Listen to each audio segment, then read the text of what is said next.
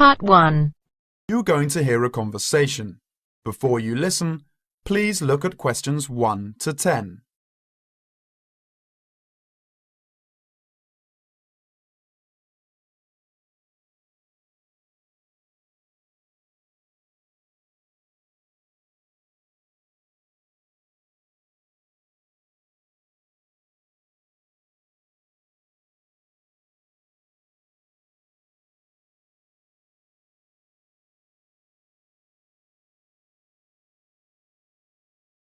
Now listen to the conversation and answer questions 1 to 10. Hello, Dawn.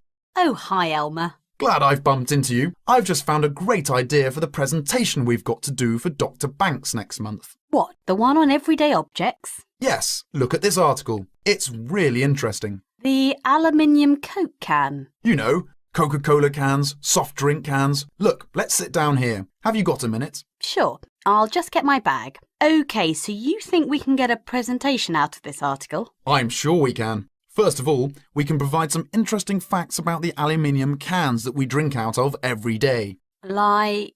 Well, here it says that in the US they produce 300 million aluminium cans each day. Wow, 300 million. Exactly. That's an enormous number. It says here, outstrips the production of nails or paper clips.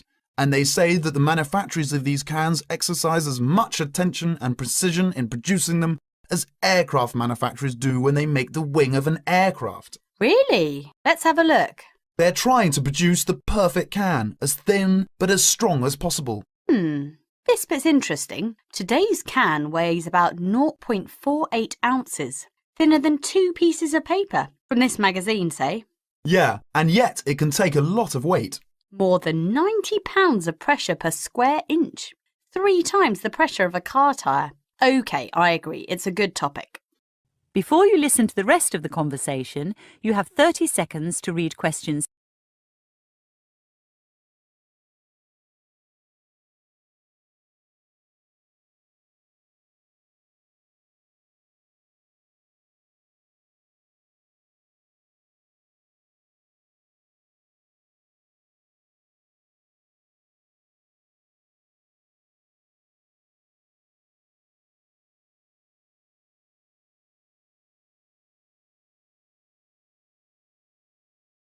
What I thought was that we could do a large picture of a Coke can and label it, and then talk about the different parts. Look, I've done a rough picture here. OK, so where shall we start? Well, the lid is complicated.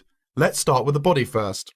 I'll do a line from the centre of the can, like this, and label it body. What does it say? It's made of aluminium, of course. It's thicker at the bottom. Right, so that it can take all the pressure. And then I think you should draw another line from the body for the label. Right, label. The aluminium is ironed out until it's so thin that it produces... what does it say? A reflective surface suitable for decoration. That's right, apparently. It helps advertisers too. Yes, because it's attractively decorated. Good. And then there's the base. Yes, it says the bottom of the can is shaped like a dome, so that it can resist the internal pressure. That's interesting. I didn't know that. Nor did I. OK, so going up to the lid, there are several things we can label here. There's the rim around the edge, which seals the can.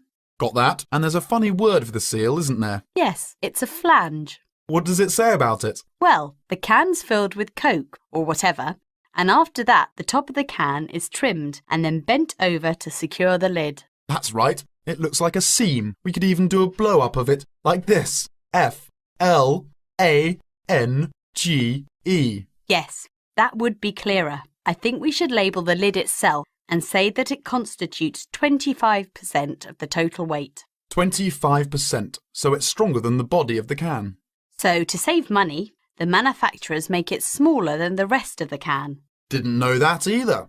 So how do we open a can of Coke? First of all, there's the tab, which we pull up to open the can, and that's held in place by a rivet. I think that's too small for us to include. I agree, but we can talk about it in the presentation. We can show the opening, though. That's the bit of the can that drops down into a drink when we pull the tab. Yeah, hopefully. Sometimes the tab just breaks off. I know. Anyway, The opening is scored so that it pushes in easily but doesn't detach itself. OK, we can show that by drawing a shadow of it inside the can, like this. I'll label it scored opening. Great. Well, I think we've got the basis of a really interesting presentation. Let's go and photocopy the article. Fine, I'll take it home and study it some more. That is the end of part 1. You now have half a minute to check your answers.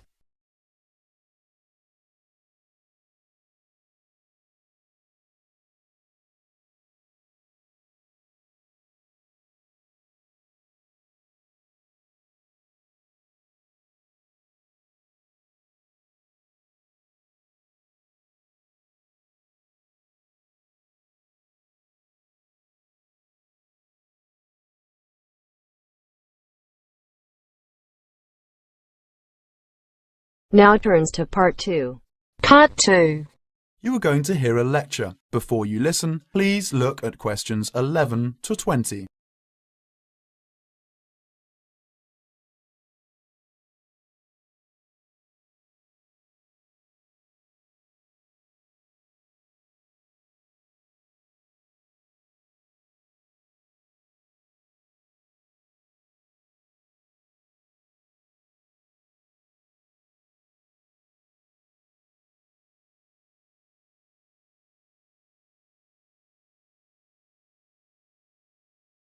Now listen to the lecture and answer questions 11 to 20.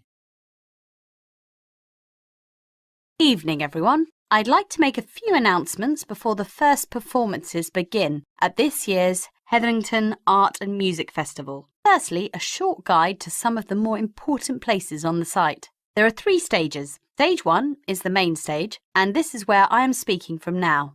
Stage 2 and 3 are opposite each other to the left and right of the main stage. The first aid post is located directly behind me and to the northeast of the main stage. The organiser's office is next to the rear entrance, and this is where lost children can be reunited with their parents. In front of this office you will find 10 public telephones. These telephones can only be used to telephone out. They will not receive incoming calls. Toilets are to be found in all 4 corners of the stadium site. If you lose anything, you should make a report at the security post next to stage 2. Remember to visit the souvenir stall in the car park in front of the main entrance to the stadium. If you want to leave the stadium for any reason, please remember to keep your ticket with you, as you will not be readmitted without it. While on this subject, to make exit and re-entry simple, could everyone leaving the site use the main entrance at the other side of the car park, leading to Gladstone Road? This is to allow performers easy access to the site through the rear gate behind the main stage. Most importantly, when leaving the area of the stadium, try to keep as quiet as possible so as not to disturb our neighbours. We have already been warned that we will not be given permission to hold the festival next year if there are complaints from local residents. Before you listen to the rest of the conversation, you have 30 seconds to read questions.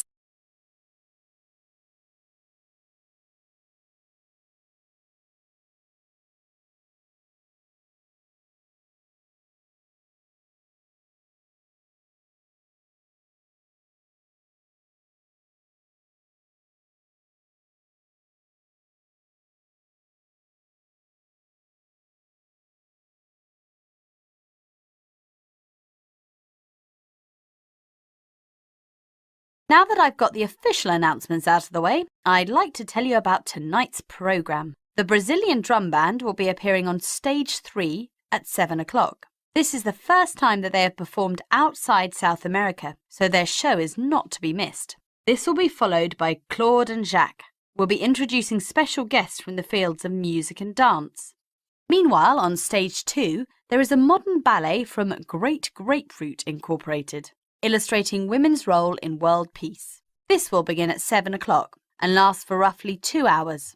Stage 1 begins at 9 o'clock with Jazz Fusion Band, Frostwires, whose performance tonight is the last date on their world tour. Stage 1 continues with a regular guest at these festivals, comedian Tom Gobble. His show begins at 10:30. After Claude and Jacques at 9, on stage 3, there will be a performance from the Flying Barito Brothers, who are acrobats with the Albanian State Circus. The Barito brothers' fire-eating trapeze act is unique. No other performer has managed to equal their grand finale. From 11:15, we are happy to present Winston Smiles and the Kingston Beat, who will be playing authentic Jamaican reggae until the end of the official programme at 1:30. On stage 2, the great Mr. Ron will be presenting his show of magic illusion and mystery at 9:30. During the show, he will be chained and thrown into a sealed aquarium, from which he will try to escape. If everything goes as planned, the set will finish at 11:30, and the stage will be ready for the country and western music of Bluegrass Ben and the Cattlemen at 12. This act will be the last on stage 2 tonight. After Tom Gobble on stage 1, we have tonight's main attraction, the Prophets, who will be performing in public tonight for the first time since they broke up 5 years ago. The news is that they are back and they will be presenting a show including old favourite songs from their new album, which is to be released in September. They are expected on stage at midnight. After the official programme has ended, there will be a number of sideshows taking place around the site. The end of part 2. You now have half a minute to check your answers.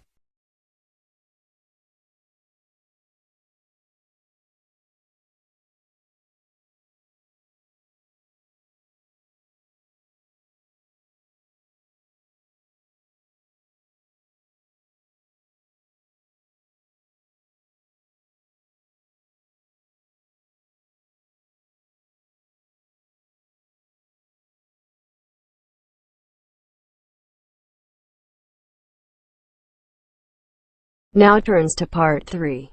Part 3.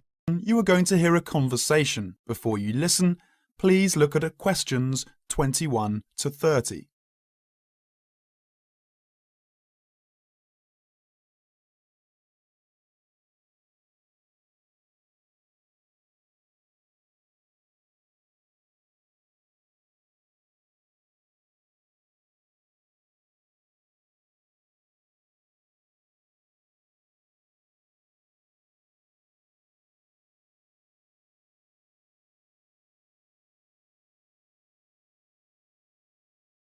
Now listen to the conversation and answer questions 21 to 30.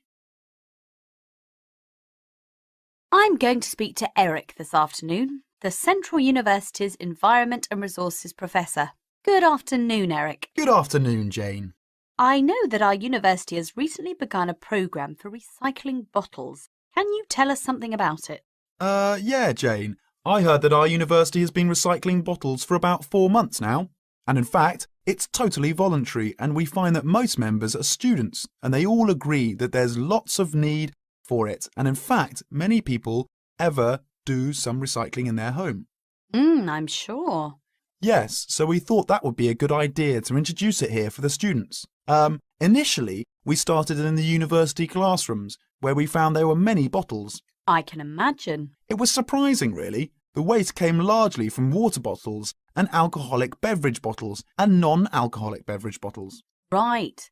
But how did you want to start the bottle recycling process? Well, there is a government collection service that deals with the used bottles from many places, and then it takes the bottles to a recycling plant to be recycled into plastic products or new bottles, such as plastic bags. I think it is great. We call it Bottle Saver. Our members also prepare boxes for students, placing used bottles inside. Oh, I think I've seen some of those. I think that is quite a good idea. Me too. How much are the boxes? They only cost $1 each, and they were very large. In fact, they can carry about 20 bottles each. That's quite a bit, isn't it? So in student records, how many boxes would you need? In student records, we've bought 12 boxes. Well, how often do the boxes get full? They fill up about every other day, and we should change into empty ones as they are full, and then send the bottles to the recycling plant. Turnabout. So we don't need many boxes. We just fill them up as we go along, while we are waiting for Bottle Saver to deal with our full boxes. It sounds great. Before you listen to the rest of the conversation, you have 30 seconds to read questions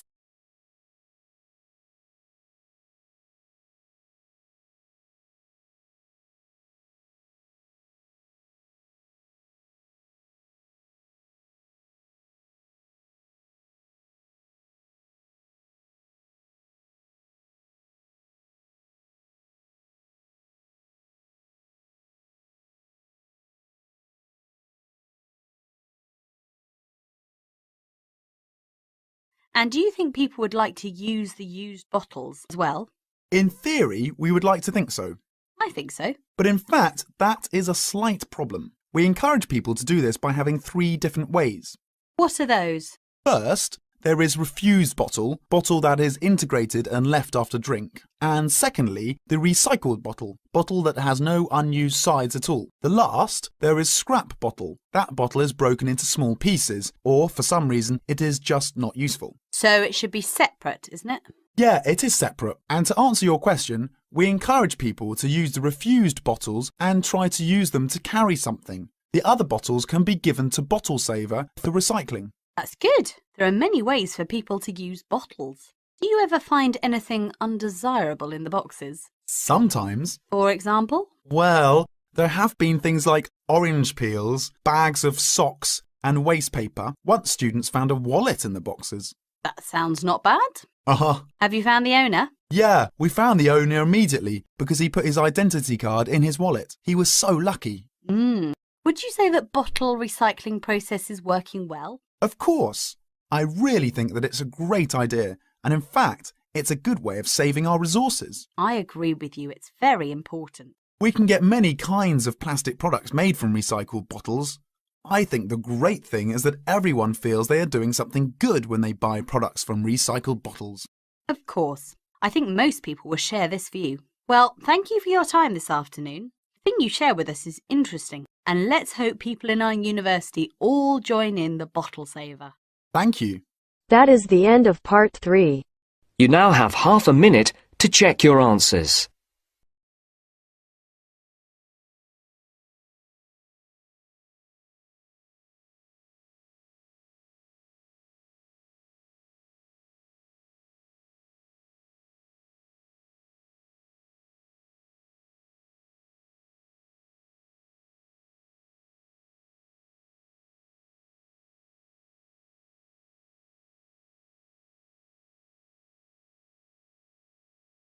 Now turns to part 4.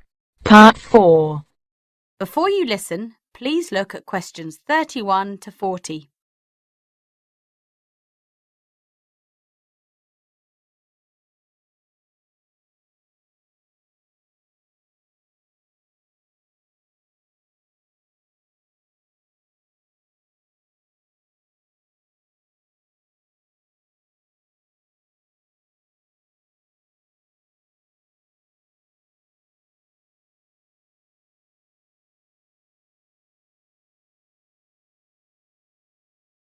Now listen to the lecture and answer questions 31 to 40.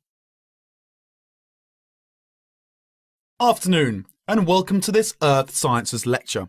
Today we're going to look at tidal waves, or more correctly, tsunami. Deep below the ocean's surface, tectonic plates collide, and every once in a while, these forces produce an earthquake. The energy of such submarine earthquakes can produce tidal waves, which radiate out in all directions from the epicenter of the quake, moving at speeds of up to 500 miles per hour. When these waves reach shore, they can cause enormous destruction and loss of life. Tidal waves are actually misnamed. They are not caused by tides. A more accurate word for them is the Japanese name tsunami, which means harbour wave. They are also sometimes called seismic sea waves, since they can be caused by seismic disturbances, such as submarine quakes. However, that name is not really accurate either, since tsunami can also be caused by landslides, volcanic eruptions, nuclear explosions, and even impacts of objects from outer space, such as meteorites, asteroids, and comets. Earthquakes, though, are the largest cause of tsunami. Tectonic plates cover the world's surface, and their movement can be detected anywhere in the world. Some areas of the world are more prone to greater movement, and it is in these places that the largest waves can occur. Large vertical movements of the Earth's crust occur at plate boundaries, which are known as faults. The Pacific Ocean's denser oceanic plates are often known to slip under continental plates in a process known as subduction, and subduction earthquakes are the most effective in generating tsunamis. A tsunami can be generated by any disturbance that displaces a large water mass from its equilibrium position. In the case of earthquake-generated tsunamis, the water column is disturbed by the uplift or subsidence of the sea floor. Submarine landslides, which often accompany large earthquakes, as well as collapses of volcanic edifices, can also disturb the overlying water column as sediment and rock slump down and are redistributed across the sea floor. Violent submarine volcanic eruptions can create an impulsive force that uplifts the water column and generates a tsunami. Conversely, supermarine landslides and cosmic body impacts disturb the water from above, as momentum from falling debris is transferred to the water into which the debris falls. Generally speaking, tsunamis generated from these mechanisms, unlike the devastating Pacific-wide tsunamis caused by earthquakes, dissipate quickly and rarely affect coastlines distant from the source area. Tsunamis are very hard to detect since they cannot be seen when they are in the deep ocean. The distance between two wave crests can be 500 kilometers and, because of this, the wave height is only a few feet. Because the rate at which a wave loses its energy is inversely related to its wavelength, tsunamis not only propagate at high speeds, they can also travel great transoceanic distances with limited energy losses. As the tsunami reaches shallow water, however, its speed decreases, but the energy it contains remains about the same. Instead of traveling fast, the wave rises high. The National Oceanic and Atmospheric Administration has set up a seismic detection system to monitor earthquakes and predict the possible arrival of tidal waves for Pacific countries. Buoys at sea can also detect water pressure changes that can indicate tsunamis moving through the ocean. But when tsunamis originate near the shore, there is often little chance to warn people.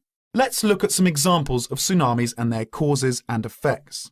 Some can be relatively harmless. In 1992, an offshore landslide caused a tidal wave of only about 3 feet high that struck a low tide, so Humboldt's County, where it hit, got off easy with no casualties. On January the 13th, 1992, a Pacific Ocean earthquake off the coast of San Salvador, registering 7.6 on the Richter scale, didn't cause any ocean disturbance at all. However, a recent tidal wave which struck Papua New Guinea on July the 17th, 1998 was 23 feet high and killed at least 1,200 people. This wave was caused by a magnitude 7.1 submarine earthquake. On July the 17th, 1998, a Papua New Guinea tsunami killed roughly 3,000 people. A huge underwater volcanic eruption 15 miles offshore was followed within 10 minutes by a wave some 40 feet tall. The villages of Arup and Warapu were destroyed. One of the worst tsunami disasters engulfed whole villages in Sanriku, Japan in 1896. An underwater earthquake induced a wave of 35 feet, drowning some 26,000 people. Finally, about 8,000 years ago, a massive undersea landslide off the coast of Norway sent a 30-foot wall of water barreling into the uninhabited northern coast of Europe. If this were to reoccur today, as scientists say, it could, almost anywhere in the world, it would cost billions, if not tens of billions of dollars to repair the damage to coastal cities and kill tens of thousands of people. That is the end of part 4. You now have half a minute to check your answers.